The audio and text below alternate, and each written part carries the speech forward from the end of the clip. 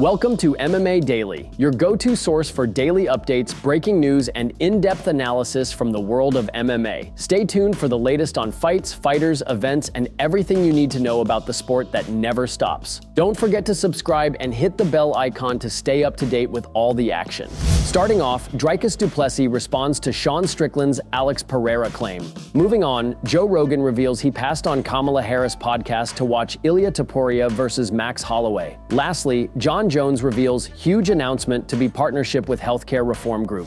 UFC champion Dricus du Plessis has responded to the rumor that Alex Pereira hates him, which stems from Sean Strickland saying that he harbors hate. Alex Pereira is an absolute machine, and we all know that to be true.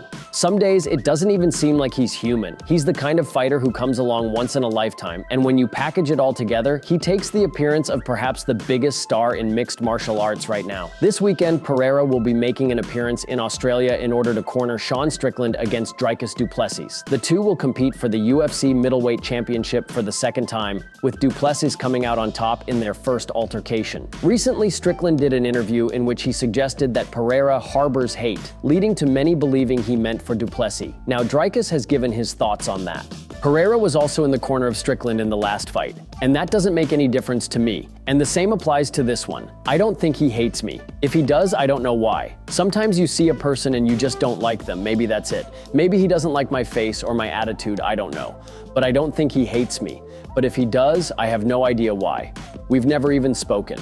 I asked him for a picture, I think, once. I consider Alex an incredible fighter, one of the greatest that ever walked the planet Earth, one of the greatest combat athletes in history. But if he hates me, I don't care. I have enough friends already.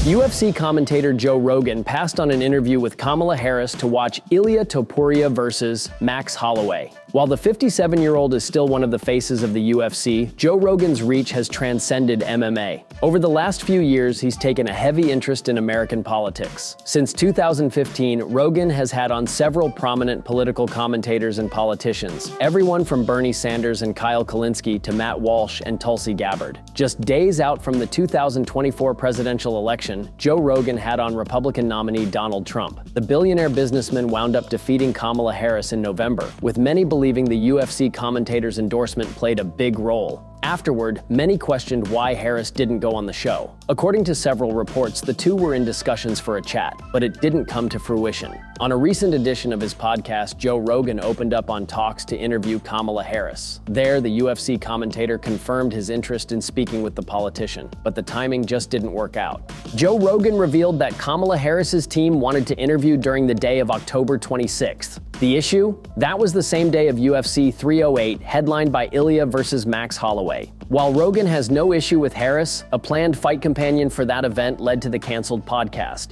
They wanted to do it that Saturday, the day after Trump. I said I would do it, but it had to be at 8:30 a.m. The reason why is I had a podcast already scheduled, which was a live UFC podcast. So there's this title fight happening. I flew in 3 of my buddies from California to do this podcast, like we had committed to doing this. They were already in town. I can't just say, no guys, I can't do this awesome thing because I have to interview Kamala Harris.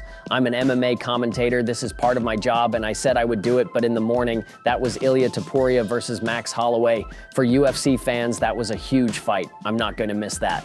UFC heavyweight champion Jon Jones's recent announcement has nothing to do with fighting. Jon Jones hasn't been seen in the octagon since his title defense against Stipe Miocic in November. Well over a year after winning UFC heavyweight gold with a submission win over Cyril Gane, Jon Jones faced the 42-year-old former champion. With Tom Aspinall watching cage side, the light heavyweight great dominated. In round 4, Jon Jones scored a stunning stoppage win via a brutal spinning back kick. While Jones had repeatedly shot down a future bout with Tom Aspinall leading into UFC 309, he changed his mind afterward. Speaking in his post-fight interview after beating Stipe Miocic, Jones stated that he would fight the Brit for the right price. Earlier this week, the UFC heavyweight champion took to social media. There, Jon Jones teased that he would be making a huge announcement in 24 hours. While many fans believed that the announcement would be a title unification with Tom Aspinall, they were wrong. Instead, Jones wants to bring the fight to American healthcare companies.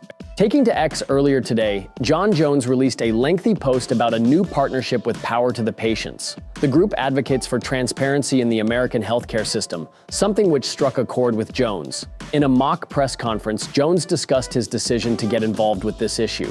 This next fight for me is a personal one, but it's not just for me. It's for every American who's ever been bullied, robbed, or deceived. It's arguably the most important fight of my career. My next opponent will be the American healthcare system. I'll be joining power to the patients to take on hospitals, PBMs, and health insurance companies that refuse to show us their prices, so they can't continue to overcharge us while they rake in massive profits. We should know that an MRI can cost $600 or $6,000, so we don't overpay.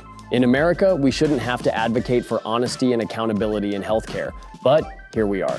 Thanks for watching another video on MMA Daily. If you enjoyed it, don't forget to like, comment, and subscribe for more of the latest MMA news. Stay tuned for the next one. See you soon. Take care.